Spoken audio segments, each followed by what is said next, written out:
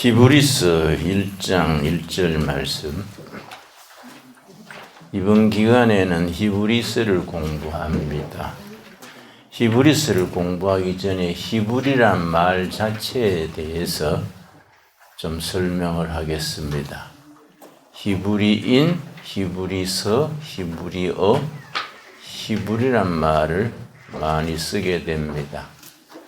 히브리란 말 자체에 대해서는 세 가지 해석이 있는데 그 중에 한 가지는 강을 건넌 사람, 히브리입니다. 히브리. 어디서 나온 말이냐? 창세기 13장, 14장에 보면은 아브라함을 강 건넌 사람이라고 일렀습니다. 본래 아브라함이 살던 땅은 하란 땅입니다. 하란 땅은 지금으로 말하면 이라크, 쿠웨이트 그 지역이 하란 땅입니다. 거기에 75세까지 살고 있었는데 하나님이 그를 불러내서 가나안 땅으로 옮기게 했습니다. 그런데 하란 땅에서 가나안 땅 사이에 유프라데스 강이 있습니다. 티그리스 유프라데스 강 학교 때 배운 기억이 나시지요? 인류 4대 문명 발상지에 속합니다.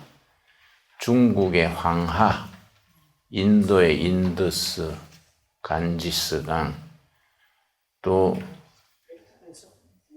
메소포타미아의 티그리스 유프라데스 강, 이게 다 인류 문명 발상지에 속하는 그 유프라데스 강입니다. 지금의 이라크 하란에서 가나안 땅으로 옮기는 중간에 유프라데스 강이 있습니다. 강을 중심으로 해서 강 저편, 세상신, 하나님이 없는 사람들의 역사, 강 저편입니다. 강 이편은 약속의 땅, 하나님이 다스리시는 땅, 강을 중심으로 강 저쪽이냐, 강 이쪽이냐, 그래서 강 건넌 사람이 히브리란 말의 의미입니다.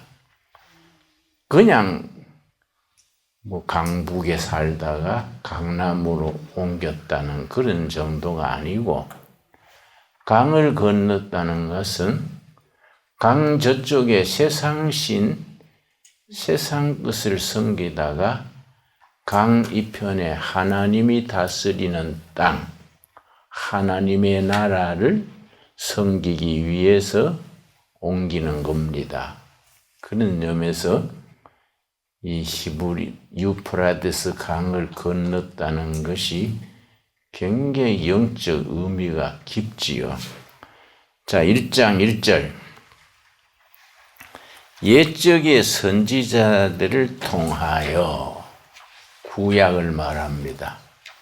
히브리서의 특징 중에 하나가 구약에 대한 인용이 74차례. 굉장히 구약과 신약을 간추린 책이다. 그렇게까지 표현합니다. 그래서 옛적의 선지자들을 통하여 구약 성경에서 구약을 통하여 오실 메시아 그리스도에 대해서 예언하셨는데 히브리서에서만 구약의 인용이 74차례나 나온다. 그래서 히브리서를 13장까지 되어 있는 책인데 그걸 깊이 연구해서 몸으로 체득시키고 나면 신구약 성경 전체의 아웃라인을 딱 이해할 수 있게 됩니다. 그래서 초신자들은 히브리서가 좀 어렵습니다. 왜냐? 구약의 배경을 다 알아야 히브리서를 이해할 수 있으니까 초신자들은 히브리서를 읽으면서 무슨 말인지 잘 이해하기 어렵게 되지요. 옛적의 선지자들을 통하여 여러 부분과 여러 모양으로 우리 조상들에게 말씀하신 하나님이 이 모든 날 마지막에는 아들을 통하여, 복음서입니다. 복음서. 아들을 통하여 말씀하셨다. 근데 히브리서를 뭐라고 부르느냐? 제5복음이라고 부릅니다. 제4복음은 마태, 마가, 누가, 요한. 사복음서는 예수님이 지상에 계신 때의 사역을 기록한 내용이 사복음서의 내용이고, 히브리서는 요한 사도행전 1장에서 감람산 오리브 가수원에서 예수님이 승천하셨습니다. 승천하신 후로 하나님 보호자 우편에 앉아 계시면서 지상의 자기 백성들을 챙기십니다. 그래서 제5복음이라고 말하게 됩니다. 그래서 사복음서는 지상에서의 예수님의 사역, 제5복음서라고 일컬어지는 히브리서는 승천하셔서 하나님 보호자 우편에 앉아 계시면서 지상의 우리들을 챙기시는 예수님의 사역, 그래서 제5복음서라고 부르게 됩니다. 자, 2절 다시 읽습니다. 이 모든 날 마지막에는 아들을 통하여 우리에게 말씀하셨으니 이 아들을 만유의 상속자로 세우시고, 여기 요점입니다. 하나님의 아들 예수 그리스도가 모든 존재하는 것, 만유, 있을 유자, 모든 있는 것들, 존재하는 것들의 상속자. 그럼 예수님이 상속자면 예수를 믿는 우리도 같은 상속자지요. 굉장히 엄청난 겁니다. 이걸 가만히 묵상해 보면요, 크리스찬이 된다는 것은 온 우주의 첫 번째 상속자, 큰형님, 큰오빠, 예수님을 이어서 우리도 그 상속에 동참하는 겁니다. 그래서 복음의 그 깊이, 비밀을 깊이 온몸으로 깨닫고 나면은 크리스찬이 된다는 것이 얼마나 대단한 것인지를 실감하게 됩니다. 그래서 아들을 만유의 상속자로 세우시고 또 그로 말미암아 모든 세계를 지으셨느니라. 그런데 예수 그리스도께서 모든 것의 상속자라 했는데, 베드로전 로마서 8장 17절 한번 찾겠습니다. 로마서 8장 17절 말씀 우리 천천히 찾겠습니다. 성경 공부니까 자꾸 찾으면서 공부하겠습니다.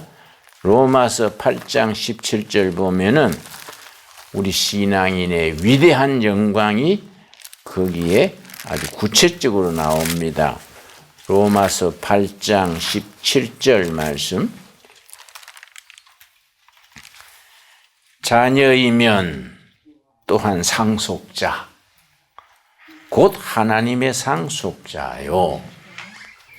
그리스도와 함께한 상속자니, 예수님이 하나님의 아들로서 만유의 상속자신데 그 예수를 믿는 우리는 예수님의 동생들이 되어가지고 예수님과 함께 모든 걸 상속하는 사람들이다. 아멘이 됩니까? 이거 굉장한 겁니다. 그런데 상속자인 것만 멋있다. 상속자 멋있다. 그걸 끝내면 안 된다 이거지요. 17절 다시 읽습니다.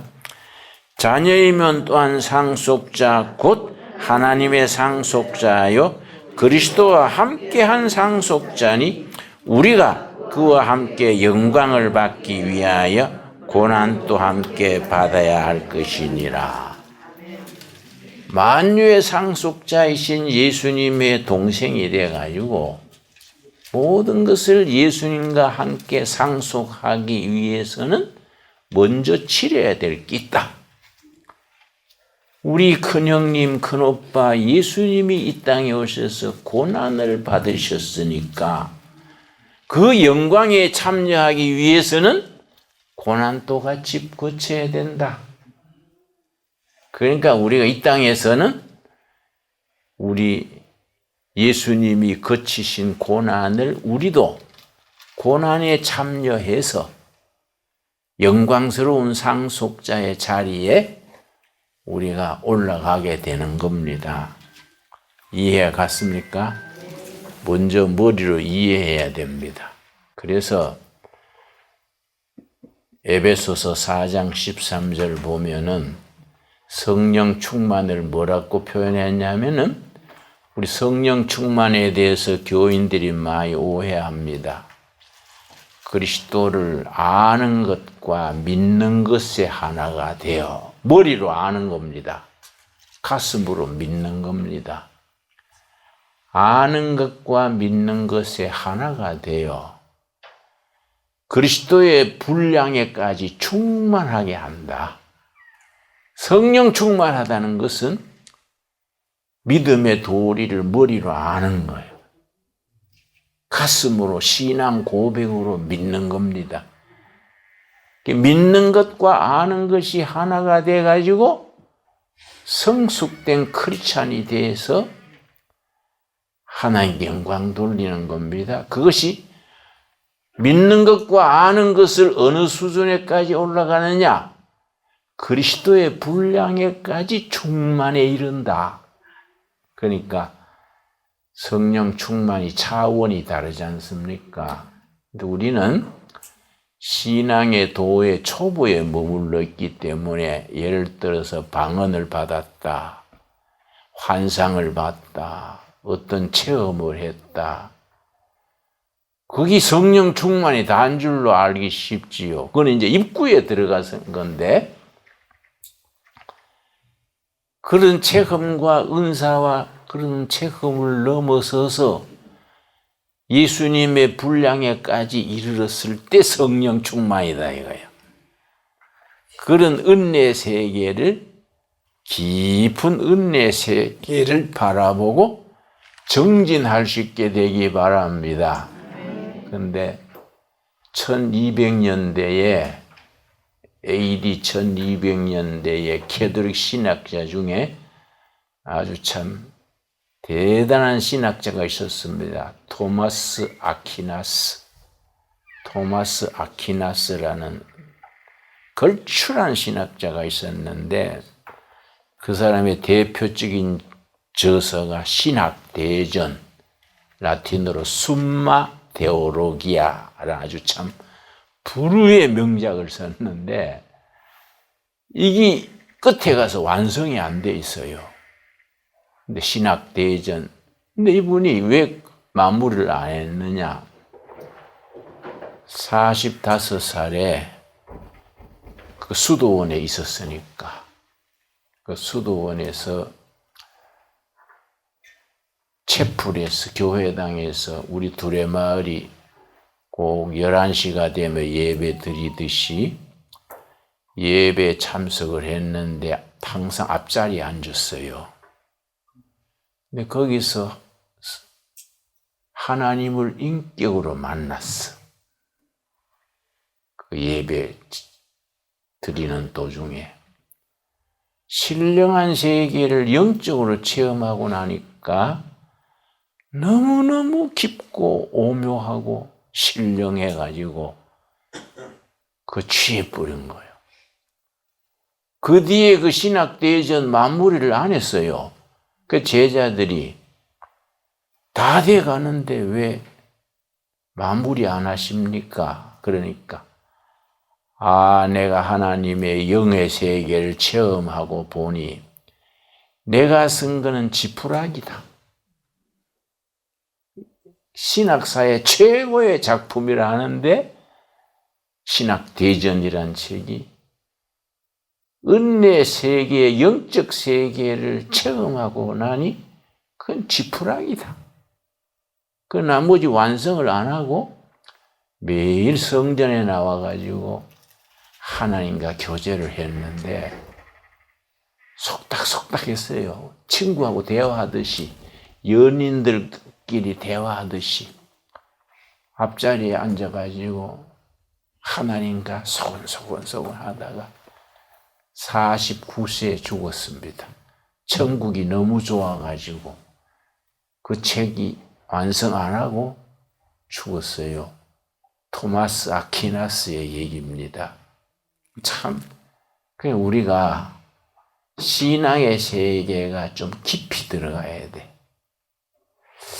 그래서 내가 지금 84살인데 30살에 시작해가지고 55년 지났는데 내가 반성하는 게 있습니다. 이번에도 내가 부산 집회 갔다 오고 하면서 참 반성을 많이 했어요. 왜 쓸데없이 바쁘게 그래 돌아다니느라고 내 영적인 내면의 세계를 소홀히 했을까? 아퀴나스처럼 좀 그렇게 영적인 체험의 세계에 깊이 들어갔으면은 지금 얼마나 더 좋은 모양일까? 그러니까 옛날 어른들 말하면 천둥은 치는데 비가 안 온 거예요. 뭐 바쁘게 설교도 하고 뭐 바쁘게 일도 하고 했는데 천국은 천둥 번개는 계속 쳤는데 비가 안 오면 어떻게 되겠습니까? 우리가 까딱하면 신앙생활에 그런 함정에 빠지기가 쉽습니다. 그래서 이 히브리서가 그런 점에서 위대한 책이지요. 히브리서 1장 본문 들어오겠습니다.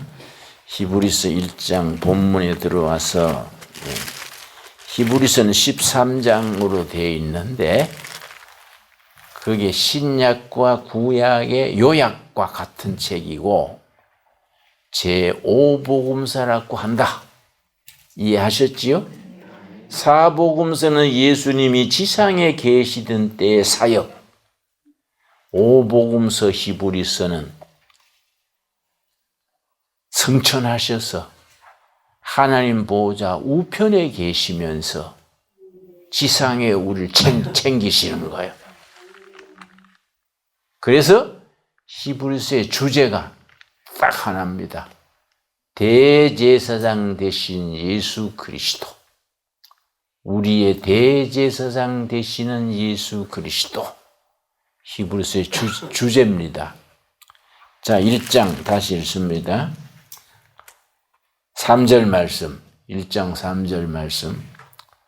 이는 하나님의 영광의 광채시요 그 본체의 형상이시라. 그의 능력의 말씀으로 만물을 붙드시며, 만물을 붙든다 거기에 줄을 칩시다. 말씀의 능력으로 만물을 붙들고 계시는 겁니다. 그 다음 죄를 정결케 하는 일을 하시고, 거기다 줄을 칩시다. 셋째, 높은 곳에 계신 지극히 크신 이 우편에 앉으셨느니라. 자, 우리 상속자이신 우리 큰형님, 큰오빠 예수님께서 만물을 붙들고 계신다. 이 과학자들은 그 영적 경지를 모르니까 궁색한 대로 과학적인 이론을 세우기를 만유인력이라고 해요. 만유인력. 여러분, 여기 지금 배구공이 하나 있어가지고 공중에 떠 있으면은 KBS 촬영 나오고 야당 나겠지요? 그 공중에 배구공이 떠 있으면 그거 놀랄 일 아닙니까?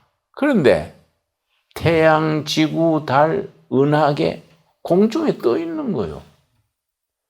그걸 과학자들은 과학적으로 해석을 하니까 만유인력이라는 힘이 있어서 서로 안 떨어지고 땡기기 때문에 안 떨어진다 하는데, 히브리서 성경에서는 상속자이신 그리스도께서 말씀으로 붙들고 계신다. 차원이 다르지 않습니까? 그러지요. 그러니까 이런 게 우리가 그 영적 세계의 그 말씀의 능력으로 만물을 붙들고 계시는 그 손길을 우리가 아멘 할 수 있어야 돼. 그래서 히브리서 1장 3절에 세 가지가 나옵니다. 세 가지. 첫째는 말씀으로 만물을 붙드시고, 두 번째 죄를 속죄하시고. 그러니까 히브리서의 중요한 교리 중에 하나가 속죄론입니다. 속죄론. 우리 죄를 속죄하시기 위해서. 그래서 속죄론을 가르치시기 위해서 구약의 제사법을 자세히 가르치는 거예요. 레위기에 나오는 제사, 그리고 유월절 제사, 제사법을 자세히 설명하는 결론은 예수님이 속죄하시는 그 결론을 가르치시려고 그 속죄하시고, 세 번째 뭐라 그랬습니까?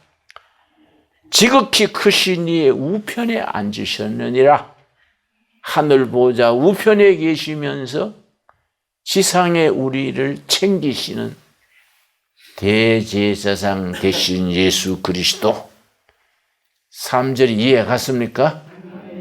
먼저 머리를 이해하고 그 다음에 가슴으로 뜨겁게 고백하고 온몸으로 사는 게 신앙의 삼박자입니다. 신앙생활의 삼박자. 첫째, 머리로 이해하고 가슴으로 뜨겁게 믿어 고백하고 온몸으로 사는 겁니다. 그게 이제 신앙인의 삶의 내용이지요. 자, 그런데 4절. 그가 천사보다 훨씬 뛰어남은 그들보다 더욱 아름다운 이름을 기업으로 얻으심이니.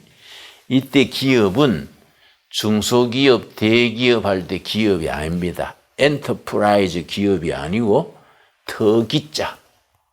모든 삶의 기초가 되는 기업, 기본업 기업. 그런데 천사보다 훨씬 뛰어나다. 그래서 히브리서에서, 성경에서 우리에게 뭘 말해주느냐? 천사는 하나님이 쓰시는 일꾼이요, 심부름꾼. 우리는 하나님의 천사하고 뭐이 다릅니까? 우리는 아들이요. 예수님과 우리는 하나님의 아들, 딸이고 천사는 심부름꾼이요. 이해 갑니까? 그러니까 우리가 천사보다 높다 이게야. 예수님이 천사보다 높으시듯이 예수님을 믿는 우리도 천사보다 높다 이야. 왜냐? 천사는 심부름꾼이고 우리는 자녀다 이야. 그 자녀들이니까 상속자고, 천사들은 심부름꾼인데 상속권이 없지요. 실감이 납니까? 예. 이거 깊이 생각해 보면요, 굉장한 겁니다. 그래서 이 신앙의 세계가 깊이 묵상하고 들어가면 정신이 퍼쩍 드는 거야. 야, 이거 보통 문제가 아니네, 이거. 응? 근데 우리가 교회에 다닐 때 이걸 깊이 터치가 안 되고 교회 왔다 갔다 하지 않습니까? 그러니까 뭐 교회를 쭉 다니다 보면 뭐 집사도 되고 안수 집사도 되고 권사 장로 올라가는데 실제 이 복음의 깊은 영적인 세계에 대한 가슴으로 아멘하는 감격이 없으면은 아까 말씀드린 토마스 아퀴나스 같은 위대한 깨달음이 없으면은 그 하나님과 나와의 깊은 대화, 교제가 약해지는 거예요. 교제가 약해지니까 예수를 믿는데 구원사하고 집 사는데 우울증 걸리고 바쁘기는 굉장히 바쁜데 영적으로 수확은 없어. 우리가 그걸 극복을 합시다. 아멘 하시지요? 그래서 이런 내가 내 방은 이제 1층에 있는데요. 내가 참 감사해요. 방이 커서가 아니고 우리 부부 방을 배정해 줬는데 내가 참 감사한 건 그렇게 집중이 잘 때 기도하는 거, 말씀 읽는 게 집중이 잘 되는 분위기가 중요하지 않습니까? 근데 교회도 이래 가서 집회도 해보면 집중이 안 되는 분위기가 있어. 막 소란하고 시끄럽고 뭐 하는데 그 영적인 집중이 안 되면요. 이게 위험한 거지요. 그런 분위기를 고쳐야 됩니다. 그래서 연세대학에 신과대학이 있습니다. 연세대학. 신과대학에서 조사를 한 논문이 있습니다. 연세대학 들어올 때는 교회 다녔는데 4학년 졸업할 때는 성당으로 옮겼어. 심지어 어떤 친구는 사찰로 불교로 옮겼어. 그런 사람을 찾아내가 논문을 쓴 게 있어요. 그대는 왜 교회를 다니다가 성당으로 혹은 사찰로 옮겼느냐. 이유들을 쭉 뽑아가지고 논문을 썼는데 큰 이유가 3가지야. 제일 큰 이유가. 첫째 이유가 뭐냐. 개신교는 너무 시끄럽다. 시끄럽다는 것은 2가지입니다. 예배 분위기가 깊이 차원보다가 소란하고 시끄럽다는 것도 들어가고 2번째는 말이 많어. 그리고 교회들마다 폐가 있고 분쟁이 있고 뭐 개신교는 시끄럽다. 둘째 뭘 들었냐면 은혜 본질보다 물질을 너무 강조한다. 이거 둘째예요. 자꾸 헌금 얘기하고 이런 게. 셋째는 지도자들의 자질이 문제가 있다. 이건 이제 3가지가 나와 있어요. 근데 이 긍정이 가요. 참 그런 결과가 나옴직하다. 응? 우리가 이 참 즐거운 시간 이 제주도 와서 함께 보내는데 우리가 관광도 하고 놀기도 하지만 놀 때는 화끈하게 놀고, 응? 관광도 본전 빠지도록 하고, 그러나 공부 시간에는 정신 바짝 차려가 좀 깊이 들어갑시다. 예. 우리가 천사보다 뛰어나다. 아멘 하시지요? 경계한 거이지. 그래서 4절. 그가 천사보다 훨씬 뛰어남은 그들보다 더욱 아름다운 이름을 기업으로 얻으시미니 하나님께서 어느 때 천사 중 누구에게 너는 내 아들이라 오늘 내가 너를 낳았다 하셨으며 또 다시 나는 그에게 아버지가 되고 그는 내게 아들이 되라 하셨느냐. 하나님이 천사들한테 너는 내 아들이다. 내가 너를 낳았다 말씀하신 적이 없다. 야. 우리들한테는 말씀하셨다. 너는 내 아들이다. 내 상속자다. 그런 걸 이제 1장에서부터 얘기를 하는 겁니다. 여러분. 14절이 이제 결론이죠. 14절. 1장 14절. 모든 천사들은 섬기는 영으로, 섬기는 심부름꾼, 섬기는 영으로 구원받을 상속자들을 위하여, 그 상속자들이지요? 예수님 한 분 말한 게 아니지 않습니까? 우리들, 구원받은 상속자들이요, 우리가 다 상속자로 오늘 모인 겁니다. 기분 좋습니까? 예. 상속자들을 위하여 섬기라고 보내심이 아니냐. 천사들은 상속자들인 우리를 섬기라고 하나님이 보낸 일꾼들이다. 이게. 그래서 18세기에 스웨덴버그라는 뛰어난 과학자가 있었습니다. 수학, 물리학 이런 데 종합. 그 시대에 아인슈타인 역할을 했던 사람이요. 아인슈타인의 상대성 원리의 기본 이론을 그가 딱 아이디어를 발표한 게 있으니까 스웨덴버그가 뛰어난 과학자였습니다. 그런데 57세 때 연구실에 있는데 방이 닫혀 있는데 천사가 들어온 거예요. 흰 옷 입은 천사가 들어왔어. 문은 닫혀 있는데 천사가 와가지고 깜짝 놀라가지고 뭐 누구신지요? 뭐 그랬겠지요? 광채 나는 흰 옷을 입고 스웨덴버그요. 나는 하나님께서 그대를 영계를 체험시키라고 보낸 사자입니다. 하나님의 심부름꾼으로 내가 왔다야. 천사가 심부름꾼인 거예요. 그래서 그때부터 영계 체험을 계속 했는데 그 시대에 같은 그 스웨덴버그의 친구가 칸트, 독일의 칸트, 임마누엘 칸트랬어요. 칸트가 친구 사이니까 칸트가 여러 가지 철학책만 쓴 게 아니고 스웨덴버그의 영적 체험에 대한 연구, 칸트가 쓴 책이 있어요. 난 철학가였으니까. 그러니까 천사를 보내가지고 영적 세계를 57세에 가기 시작해서 87세에 죽었는데 그 뒤로는 다른 책 다 치워버리고 성경만 책상에 딱 놓고 영적 세계에 대한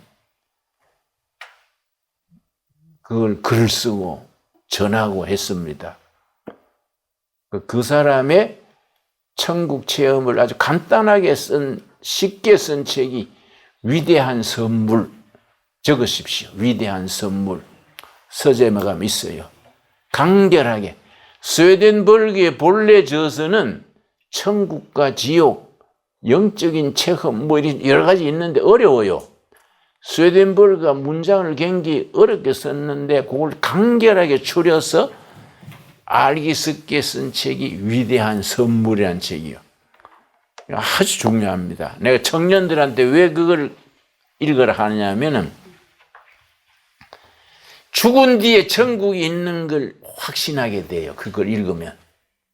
죽은 뒤에 끝나는 게 아니고 죽은 뒤에 내세가 존재한다는 것을 깨닫게 해주는 거예요. 그러니까 이게 우리가 영적 세계에 대한 지평이 넓어지는 거지요. 14절 이해 갔습니까?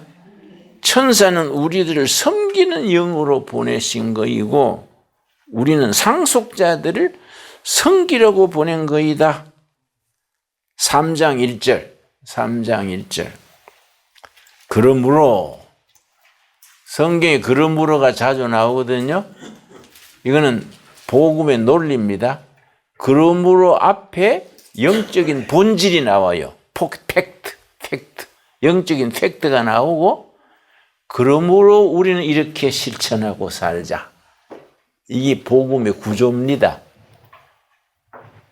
영적 세계의 본질 팩트가 나오고 그러므로 영어로 therefore 우리는 이렇게 살자. 실천이 나오지요.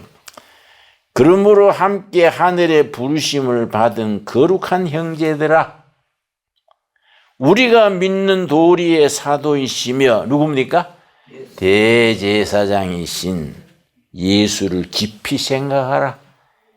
예수를 깊이 생각하라. 이 말은 예수님에게 집중하라요. 세상에 산만하게 이것저것 하지 말고 대제사장 대신 예수님한테 집중해라. 그래서 영적인 일에 진보를 이루려면은 4가지 원리가 있어요. 4가지 원리, 4가지 이걸 해야 영적인 발전이 이루어져요. 첫째가 Principle of Concentration, 집중의 원리, 집중. 대제사장이신 예수님께 집중하자. 첫째는 집중입니다. 집중. 둘째는 반복이요. repetition. principle of repetition. 반복. 성경 읽고 또 읽고. 여러분, 히브리서를 여러분의 책으로 체득하려면 100번 읽어야 됩니다. 13장으로 되어 있으니까 100번 읽는 게 그렇게 힘든 거 아닙니다. 금년 연말 또 이제 다가오는데 히브리서를 열심히 읽읍시다. 목표를 100번을 정하고 열심히 읽읍시다. 반복이요, 반복. 세 번째가 뭐냐면 본질이요, 본질. 우리 신앙생활에 나도 목회가 55년째인데 비본질적인데 너무 우리가 낭비하는 거야. 비본질적인데. 본질, 그 에센스, 본질에. 그걸 전문용어로는 리애리티 그래, 리애리티. principle of reality. 본질에. 네 번째가 뭐냐면은 컨택트. 말씀이면 말씀, 기도면 기도. 거기에 딱 몸을 붙이고 컨택트. 접촉을 해야 돼. 말로만 자꾸 되풀이하고 실천이 안 되면 영적인 진보가 없지요. 그래서 3장 1절이 참 중요합니다. 3장 1절 우리 한번 같이 읽겠습니다. 그러므로 함께 하늘의 부르심을 받은 거룩한 형제들아, 우리가 믿는 도리의 사도이시며 대제사장이신 예수를 깊이 생각하라. 예수를 깊이 생각하라. 집중하라. 예, 오늘 거기까지 합시다. 기도하겠습니다. 하나님, 이번 여행에 우리가 한 식구로서, 둘의 가족으로서 함께 이렇게 즐거운 시간, 유익한 시간 가지게 하셔서 감사합니다. 우리의 큰형님 되시고 큰오빠 되신 상속자 중에 첫 번째 되신 예수님께 집중하게 하여 주시옵소서. 예수님께 우리가 모든 삶을 집중하여 영적인 진보를 이루게 하옵소서.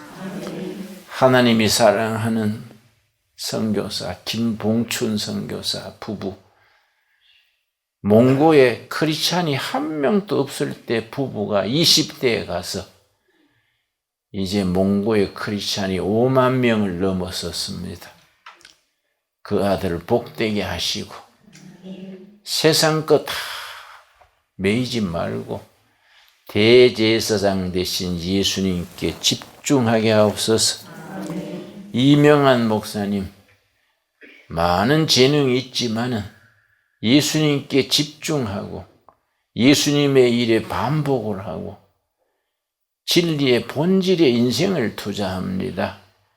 하나님이 소중하게 사용하여 주시옵소서.